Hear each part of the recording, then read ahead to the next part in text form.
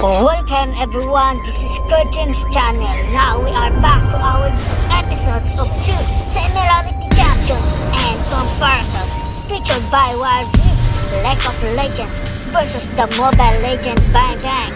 But before that, please like and subscribe to my channel and don't forget to click the bell button so you'll be notified to our new next episode video. Let's do this!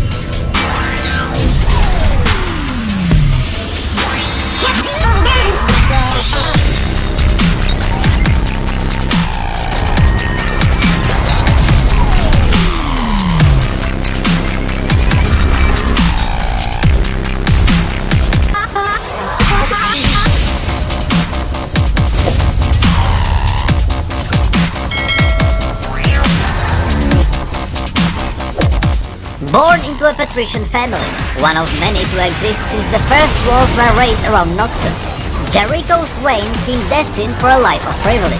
The noble houses had played a key role in Borem Darkwill's rise to power, stoking rhetoric that their proud heritage was the nation's greatest strength. However, many hungered for greater influence, plotting against Darkwill in a secret cabal united by nothing more than the symbol of a black rose. Uncovering their intrigue, Swain personally executed the most prominent conspirators. Among them were his own parents, whose whispers of a pale woman had first alerted him of the dangers to Noxus, which he valued more than house or kin. They sought a power, a shapeless voice crackling in the darkness of the immortal bastion, something like a raven's call. For exposing the cabal, Swain was granted a commission in the Noxian army, far from anything he had ever known. There he learned firsthand that the Empire was not strong because of Noxians, as he had believed, but because of the way it could unite all men in spite of their origins. On the front lines, a foreign slave could be the equal to a highborn noble, but still, Swain found only darkness in the wake of each battle, cloud of carrion crows. After securing the western borders, Swain's own reputation was secured in Shurima.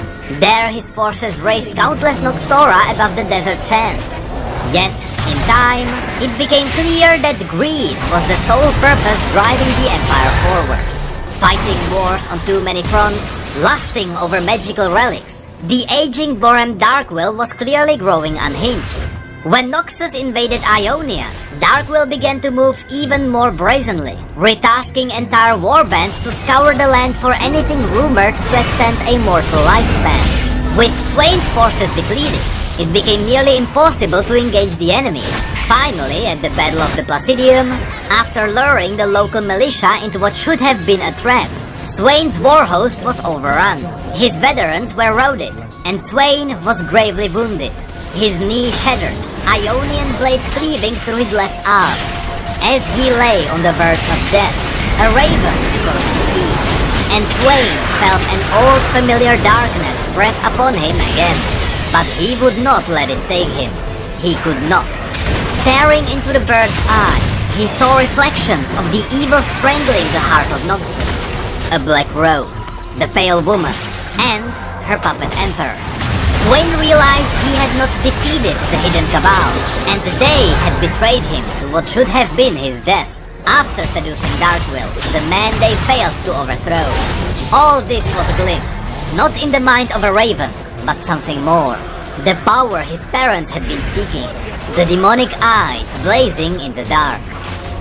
Cast out of the military for his failure, considered nothing more than a cripple, Swain set about uncovering what truly lay within the immortal bastion, an ancient entity, preying upon the dying and consuming their secrets, as it had attempted to consume his own. Swain stared into that darkness, seeing what even it could not, a way to wield it. Though his meticulous preparations took many years, Swain and his remaining allies seized control of Noxus in a single night. Physically restored by the demon, he crushed the Darkwill in full view of his followers, leaving the throne shattered and empty. Swain's vision for the future of Noxus is one of strength through unity. He has pulled back the war host from Darkwill's unwinnable campaigns, and, with the establishment of the Triferix, ensured that no individual can rule unopposed. He embraced any who will pledge themselves to the Empire, even the Black Rose. Though he knows, in secret, they still plot against him. Gathering knowledge as the demon did before him, Swain has foreseen far greater dangers lurking just beyond. However, many Noxians secretly wonder if the darkness they face will pale in comparison to the dark things Swain has done. The sacrifices are only beginning for the good of Noxus.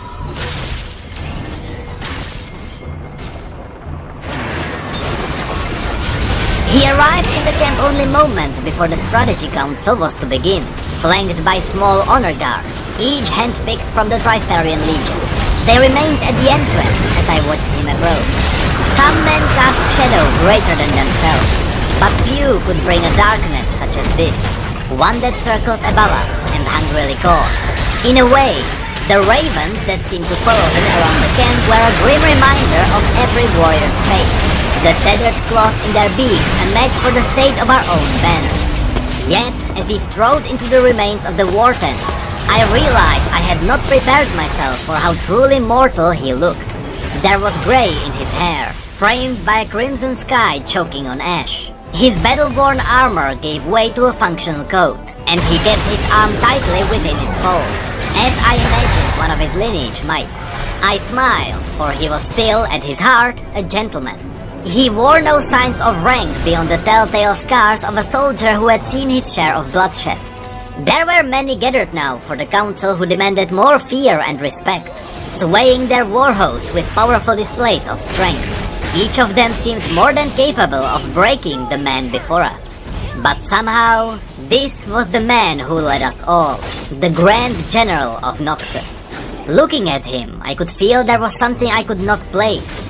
No matter how closely I looked, something truly unknowable perhaps. Perhaps it was because there was something unknowable about this man that so many flocked to his side. Whatever the draw, Jericho Swain stood before us now, and it was far too late for me to turn back.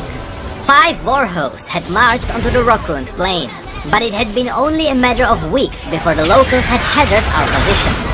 They blasted through our hastily constructed burns with explosive powder, mined from the hills that seemed even more barren than those of home. Disaster had built upon disaster, until Swain himself had no choice but to intervene. I had made sure of them. For months I had prepared. I had sent war masons deep into the mines. I had mapped every detail, every conceivable twist of the land, and the fates upon which Noxus now balanced. The whispers that gave each moment shape. My ear itched at the memory of the pale woman's words, of the moment she first commanded me, and gave voice to our plot. Everything was in place. I had accounted for it. Here, where the earth opened into a maze of canyons impossible to escape, I and I alone would determine the future of the Empire. After all, was that not what Swain had called upon this council to do? My trusted generals. Swain said finally. The power in his voice rang out like the drawing of a blade. He paused, as if giving us a moment to test ourselves against the keen edge. Tell me how Noxus may prevail. There are 12 warbarks here in the hills. Leto began, pointing to a spot on the map already worn white by his attention, each drawn by a basilisk. Send them before the warbands and we'll be marching over the enemy dead. Those beasts would rot with a hedge of rusty spears if we let them. He smiled, pleased at his own cunning. But Swain was more concerned with the wine being poured into his glass. Will it be poisoned? His eyes seemed to ask as he peered around the table. I stared at my reflection in his armor. I would betray nothing of my intent.